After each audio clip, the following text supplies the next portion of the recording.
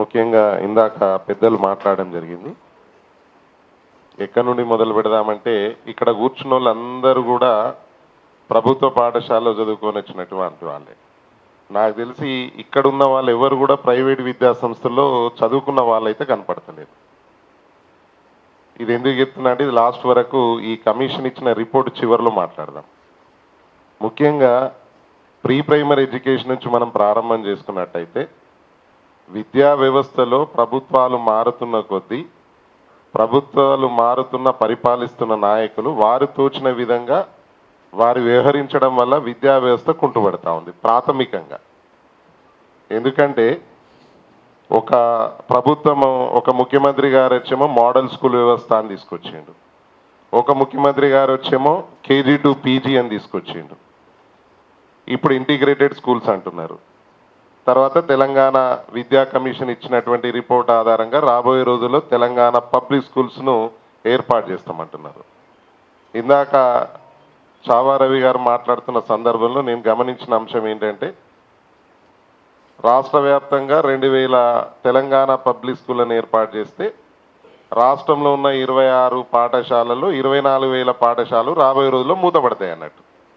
అంటే సూచాయగా గమనిస్తున్నట్టు అంశం ఇది. అంటే మన ఊర్లలో మనం చదువుకునే బడి రాబోయే రోజుల్లో కనుమరుగయ్యే ప్రమాదంలో ఉందనే విషయం మనకు చెప్పకనే ఆ రిపోర్ట్ చెప్తా ఉంది. సరే, అందులో మంచి అంశాలను మనం తీసుకోవాలి అనుకున్న సందర్భంలో మంచి తీసుకునేటప్పుడు దాంట్లో ఉన్నటువంటి కొన్ని లోపాలను సరిదిద్దుకోవాల్సిన అవసరం కూడా ఉంటుంది. పబ్లిక్ డొమైన్లో పెట్టే కన్నా ముందు విద్యా కమిషను విద్యావేత్తల చేత కావచ్చు పబ్లిక్ డొమైన్లో కొన్ని రిప్రజెంటేషన్ స్వీకరించాలి. సందర్భానుసారంగా విద్యార్థి సంఘ నాయకులు కావచ్చు, ప్రొఫెసర్స్ కావచ్చు, ఇతర ఉపాధ్యాయ సంఘాలు కావచ్చు, టీచర్స్ కావచ్చు, పోషకులు కావచ్చు, తల్లిదండ్రులు కావచ్చు, వీళ్ళు ఎవరిచ్చినటువంటి రిపోర్ట్స్ను మనం స్వీకరించి దాన్ని క్రోడీకరించి కొంత మెరుగుపరుచుకుంటే బాగుండేది. కొంత జరగలేదు అనేది వాస్తవం. మరి ఇందాకన్నట్టు వేతనాల కానీ చర్చ జరుగుతుంది అనేది కొంత మా సార్ కోదండరామ్ సార్ మాట్లాడడం జరిగింది. మేము ఉపాధ్యాయ సంఘ నాయకులుగా పనిచేస్తున్నాం. మాకు 1 నుండి 10వ తరగతి వరకు బడులు ఉన్నాయి. ఈ బడులలో విధులు ఎంత ముఖ్యమో హక్కులు అంతే ముఖ్యం. మరి ఇక్కడ ఇచ్చినటువంటి రిపోర్టులో ఉపాధ్యాయుల వేతనాల గురించే మాట్లాడిండు కానీ లెక్చరర్స్ వేతనాలు, ప్రొఫెసర్స్ వేతనాలు, ఇతర వేతనాల గురించి కూడా ఎక్కడ చర్చ జరగలేదు. ఇది సరి అయిన విధానమా అనేది నేను అడుగుతా ఉన్నాను. అంటే ఎక్కడైనా మాట్లాడాలి కదా, అది ఎక్కడ మాట్లాడలేదు. రెండవది ఏంటంటే వేతనాల విషయాలు ఎందుకు వస్తూ ఉన్నది? సరే, ఈరోజు చూద్దాం. మరి మాట్లాడకపోతే ఒక మంచి పెద్ద కార్పొరేట్ లాంటి పెద్ద స్కూల్కి వెళ్తే మార్కెట్తో పోలిస్తే ఎక్కువగా ఉన్నాయన్నారు. మార్కెట్లో 15 లక్షల ప్యాకేజ్ కూడా ఉంది. గమనిస్తుంటే మనకు అర్థమవుతూ ఉంటుంది. సో ఇది మేము స్వాగతించడం లేదు. ప్రధానంగా ఆ అంశాన్ని టచ్ చేయకుండా ఉండాల్సిన అంశం. ఎందుకంటే పిఆర్సీ కమిషను వేతనాల గురించి, స్కేళ్ల గురించి మాట్లాడాల్సింది వేరే కమిషన్ ఉంది, దాన్ని మాట్లాడాల్సిన అవసరం ఉంది. మరీ ముఖ్యంగా మార్కెట్తో పోలిస్తే ఎక్కువగా ఉన్నాయి కాబట్టి అవి తగ్గించి వాటిని మౌలిక వసతులకు పెట్టవచ్చు అని అన్నాడు. ఇది కూడా కరెక్ట్ కాదు. మౌలిక వసతులు పెట్టడానికి ప్రభుత్వానికి ఇందాక వాళ్ళు మేనిఫెస్టోలో పెట్టిన విధంగా 15% బడ్జెట్లో నిధులు కేటాయిస్తే చాలు ఈ బడులు బ్రహ్మాండంగా తయారవుతాయి, దాంట్లో ఎలాంటి సందేహం లేదు. కానీ 7% ఇంక్లూడింగ్ శాలరీస్ కలిపి కూడా మనకు కేటాయిస్తున్నటువంటి నిధులు 3 లక్షల కోట్ల బడ్జెట్లో 7% కేటాయిస్తే ఎంత వస్తుందో ఒక్కసారి గమనించండి, ఇంక్లూడింగ్ శాలరీస్ కలిపితే. మరి అలాంటిది విద్యకు కేటాయించే రోజు విద్యకు పెట్టే పెట్టుబడి రేపు దేశ భవిష్యత్తుకు పునాది. విద్యార్థులకు ఇది పెట్టుబడి అనేది పునాది. అంటే మన బేస్మెంట్ ఎంత స్ట్రాంగ్ ఉంటే బిల్డింగ్ అంత స్ట్రాంగ్ ఉంటుంది. విద్యార్థులకు పెట్టే పెట్టుబడిని కూడా మనం ఇంకో రకంగా చూడడం అనేది సరి అయిన విధానం కాదు. అందుకే వేతనాల విషయంలో వాస్తవానికి దాన్ని పూర్తిగా వ్యతిరేకిస్తూ ఉన్నాం. మరి అదేవిధంగా తీసుకున్నట్టయితే ఇంకొక 2 అంశాలు ముఖ్యంగా మేమేమడుగుతున్నామంటే, మేము ఇందాకనే చెప్పినాను, నేను ఉపాధ్యాయ సంఘ నాయకుడు కాబట్టి విద్యార్థుల గురించి, ఉపాధ్యాయుల గురించే మాట్లాడాల్సిన అవసరం ఉంటుంది. దాన్నే మొదలు మాట్లాడితే ఈరోజు ఇది బాగా గమనించాల మేధావి వర్గం అంతా కూడా. రాబోయే రోజుల్లో రిక్రూట్మెంట్ అంతా కూడా కాంట్రాక్ట్ బేస్న తీసుకోవాలా అని అంటున్నాడు. అంటే రెగ్యులర్ టీచర్ నియామకం జరగదానా దీని ఉద్దేశం? అంటే రెగ్యులర్ నియామకం అవసరం లేదా? ఒక్కసారి ఆలోచన చేయండి. ఈరోజు బిఎడ్ చదివినా డిఎడ్ చదివినా అనేక మంది నిరుద్యోగులు ఉపాధ్యాయ కొలువుల కోసం గ్రామాలలో వేచి చూస్తున్నటువంటి ఈ రోజుల్లో ఆ బడులను అభివృద్ధి చేస్తే ఆ నిరుద్యోగం మరియు విద్యా వ్యవస్థ బాగుపడుతుంది. అట్లాంటిది కాంట్రాక్ట్ బేస్న రిక్రూట్మెంట్ జరగాలనడం పూర్తిగా మేము దీన్ని పూర్తిగా వ్యతిరేకిస్తున్నామని సందర్భంగా గుర్తు చేస్తూ ఉన్నాను. దాంట్లోనే ఇంకొకటి ఏంటంటే అసలు రాష్ట్రంలో పదోన్నతుల విషయంలో ఒక ట్రాన్స్పరెన్సీగా ఇంత నియమ నిబంధనలు కట్టుబడిగా ఉంటేనే పదోన్నతుల్లో ఇంకా అక్కడక్కడ అవకతవకలు జరుగుతున్నాయని మా బాధలు మా టీచర్లు మాకు ఆవేదన వెలిబుస్తారు. అలాంటిది అసెస్మెంట్ ఆధారంగా పదోన్నతులు ఇవ్వమని అంటా ఉన్నారు. ఇది కూడా కరెక్ట్ కాదు. అసెస్మెంట్ అంటే ఎవరికి ఇన్ఫ్లుయెన్స్ ఉంటే వాళ్ళకి రేపు అసెస్మెంట్ దొరుకుతుంది. దీంట్లో తెలియంది ఏమున్నది? సో ఇది కూడా కరెక్ట్ కాదు. మనకు కాన్స్టిట్యూషనల్ విధానం, మనకు కొన్ని నిబంధనలు ఉన్నాయి, సర్వీస్ రూల్స్ ఉన్నాయి. ఆ సర్వీస్ రూల్స్కి అనుగుణంగా పదోన్నతులు ఇవ్వాలా. ఆ సర్వీస్ రూల్స్కు భిన్నంగానే పదోన్నతులు ఇవ్వాలనేది కూడా ఇది మేము వ్యతిరేకిస్తున్నాం సార్. ఇంకోటి, అనుభవంతో కలిగినటువంటి పోస్టులను కూడా డైరెక్ట్ రిక్రూట్మెంట్ చేయమన్నారు. ఇది గమనించాల. అంటే ఒక పాఠశాలకు ఈరోజు వేణుగోపాల్ సార్ లాంటి వ్యక్తులు 30 సంవత్సరాలు స్కూల్ అసిస్టెంట్, ఎందుకంటే సార్ నాకు గురువు. నేను 10th క్లాస్ చదువుతున్నప్పుడు సారు మాకు సైన్స్ పాఠం చెప్పేవారు. ఆయన హెడ్ మాస్టర్గా పదోన్నతి తీసుకోవాలంటే ఒక 30 ఏళ్ళు వేచి చూడగా తప్పలేదు. అంటే అంత అనుభవం వస్తే తప్ప ఆ స్కూల్ మీద పట్టు రాదు. అలాంటి పోస్టు కూడా డైరెక్ట్ రిక్రూట్మెంట్ చేయాలా అంటాడు. అంటే ఇది కూడా కరెక్ట్ కాదు. హెచ్ఎం పోస్ట్ ఇప్పటి వరకు డైరెక్ట్ రిక్రూట్మెంట్ లేదు.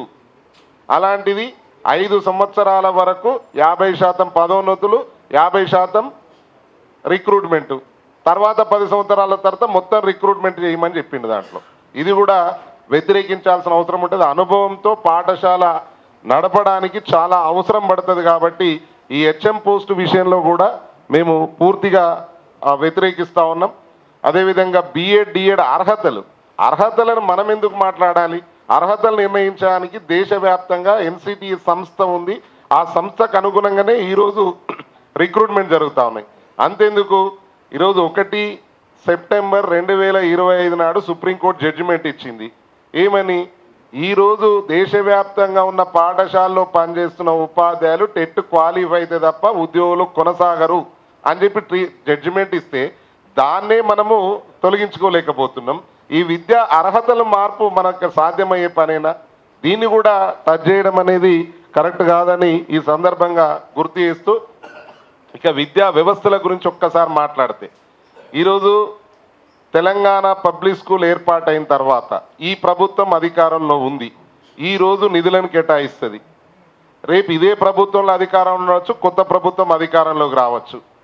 మరి ఈ ప్రభుత్వం అధికారంలో ఉన్నంతసేపు దానికి నిధులను కేటాయింపేసి ఇప్పుడు వారు చెప్పింది బాగానే ఉంది. 700 మంది పిల్లలు ఉండాలా, ప్రైమరీ స్కూల్లో 300 మంది పిల్లలు ఉండాలా. సరే, రకరకాలుగా ఉన్న వాళ్ళు ఇచ్చినటువంటి కొంత నిబంధనల మేరకు ఉన్నత పాఠశాలలో 10th ఇంటర్ వరకు 700 మంది, primary school LKG to 5th class వరకు 300 మంది పిల్లలు ఉండాలా అనేది చెప్పింది. ఇదంతా బాగానే ఉంది. ఈ 700, 300, 1000 మంది పిల్లలకు సరిపడా నిధులు, ఆంబియన్స్ అన్నీ ఏర్పాటు చేసిరు. ఏ ఆంబియన్స్ అయినా ఈరోజు ఒక హోటల్ పెట్టినా 2-3 ఏళ్ళ తర్వాత మళ్ళీ దాన్ని రెనోవేషన్ చేయాలా.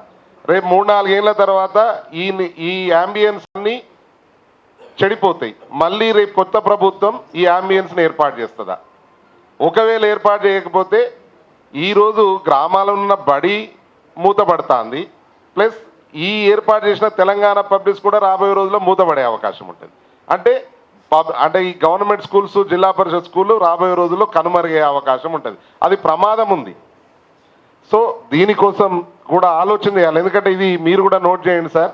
ఈరోజు ఏర్పాటు చేసే తెలంగాణ పబ్లిక్ స్కూళ్ళు రాబోయే రోజుల్లో ఈ ప్రభుత్వాలు దీని యథావిధిగా బడ్జెట్ కేటాయింపు వేసి నడిపించే అవకాశం ఉందా అనేది కూడా మనం ఆలోచన చేయాలి. సో దాని విషయంలో రెండవది ఇవన్నీ చూస్తూ, సరే దీంట్లో కొన్ని విషయాలను మనం స్వాగతించాల్సిన అవసరం ఉంది. మధ్యాహ్న భోజనం విషయంలో ఈరోజు మనం బలైతా ఉన్నాం. సంబంధం లేని అంశంలో హెడ్ మాస్టర్ అక్కడ సూపర్వైజ్ చేసే టీచరు ఏదైనా చిన్న ప్రమాదం జరిగితే సస్పెన్షన్ ఇమీడియట్గా. సో అట్లాంటి విషయంలో మాత్రం మంచి క్వాలిటీతో కూడా కూడిన ఫుడ్ ఇవ్వాలా, 18 రూపాయల వరకు కేటాయించాలా, వారం రోజుల లోపల బిల్లులు చెల్లించాలనే దాన్ని వారు ఇచ్చడం జరిగింది. దీన్ని మనం స్వాగతిద్దాం, ఎందుకంటే అది అవసరం కూడా. సో పేద పిల్లలు అక్కడ భోజనం చేస్తుంటే ఒక మంచి సూచన మనం ఎప్పుడు స్వాగతించాలి. ఇంటర్ విద్య కూడా ఏర్పాటు చేయమన్నారు స్కూళ్ళలో. ఇందాక లక్ష్మీనారాయణ సార్ దాన్ని సూచన చేసిరు. దాంట్లో తప్పేం లేదు. అంటే బడికి వెళ్ళేటప్పుడు గ్రామాలలో పిల్లలు ఇంటర్మీడియట్కి వెళ్ళేటప్పుడు వేరే కాలేజీకి వెళ్ళాలంటే కాలేజ్ అనగానే తల్లిదండ్రులు కొంత అమ్మాయిల విషయంలో భయపడతా ఉంటారు. కానీ ఇక్కడే +2 అనేది స్కూళ్ళలో పెట్టడం వల్ల ఇబ్బంది ఏం లేదు. దాన్ని కూడా మనం స్వాగతించవచ్చు, మంచి అంశమే అని ఈ సందర్భంగా గుర్తు చేస్తూ ఉన్నాను. మరి అదేవిధంగా ప్రీ ప్రైమరీ ఎడ్యుకేషన్లో ఈ ప్రభుత్వం ఇప్పటి వరకు ఏర్పాటు చేసిన 800 పాఠశాలల్లో ఒక యూకేజీని మాత్రమే ఏర్పాటు చేయడం జరిగింది. మనం ఎప్పటి నుండో ఉపాధ్యాయ సంఘాల పక్షాన ప్రభుత్వాలను కోరుతూనే ఉన్నాం. ప్రీ ప్రైమరీ ఎడ్యుకేషన్ పూర్వ ప్రాథమిక విద్యా పాఠశాలలో ప్రవేశపెడితే తప్ప బడులు బాగుపడాయి. కాబట్టి నర్సరీ, ఎల్కేజీ, యూకేజీ ఏర్పాటు చేయాలని చెప్పడం జరిగింది. సో దాన్ని ఇక్కడ ఏర్పాటు చేయమన్నారు. దాన్ని కూడా కాంట్రాక్ట్ బేస్లోనే నియామకం చేపట్టమన్నాడు. మళ్ళా 16,000 రూపాయల వేతనం ఇస్తూ వారిని రిక్రూట్ చేయాలి అని చెప్పడం జరిగింది, వారికి బోధించే వారికి. సో ఇవన్నీ కూడా కొంత కాలక్రమేణా కాంట్రాక్ట్ వ్యవస్థనే వద్దు అనుకున్న సందర్భంలో రిక్రూట్మెంట్ జరిగితే ఈరోజు వేతనం నిండుగా ఉన్నట్టయితే టీచర్ చెప్పడానికి కూడా అవకాశం ఉంటుంది. మరి ఇవన్నీ విధానాలను ఒక్కసారి గమనించినట్టయితే ముఖ్యంగా ఒక్క విషయం ఇందాక ప్రొఫెసర్ కోదండరామ్ సార్ మాట్లాడుతూ అభ్యసన సామర్థ్యాలు కొంత వెనుకబడ్డాయి, 6వ స్థానంలో కింది నుంచి 6వ స్థానంలో మనం ఉన్నామని చెప్పడం జరిగింది. సో దీని విషయంలో కూడా మేమేమంటామంటే ఈరోజు జిల్లా పరిషత్ ప్రాథమిక పాఠశాలకు వచ్చే విద్యార్థులంతా చాలా బీద విద్యార్థులు, వాళ్ళ తల్లిదండ్రుల పరిస్థితులు అనుకూలంగా లేకపోవడం వల్ల బడికి ఇర్రెగ్యులర్గా వచ్చే పిల్లలు. కాబట్టి ఆ బడికి రెగ్యులర్గా వస్తే అభ్యసన సామర్థ్యాలు మెరుగుపడతాయి. ఇర్రెగ్యులర్గా బడికి ఆబ్సెంట్ వచ్చే పిల్లల్లో అభ్యసన సామర్థ్యాలు మెరుగుపడడానికి కొంత ఇబ్బందికరమైన వాతావరణం అయితే ఉంది.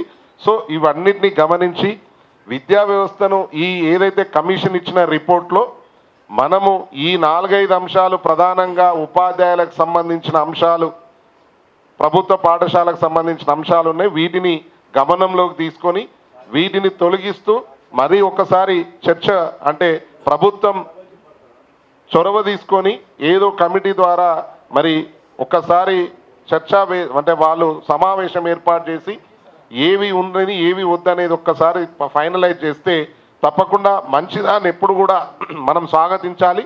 ఆ విధంగానే కొనసాగుదాం, మనం అందరం కూడా సపోర్ట్ చేద్దామని సందర్భంగా గుర్తు చేస్తూ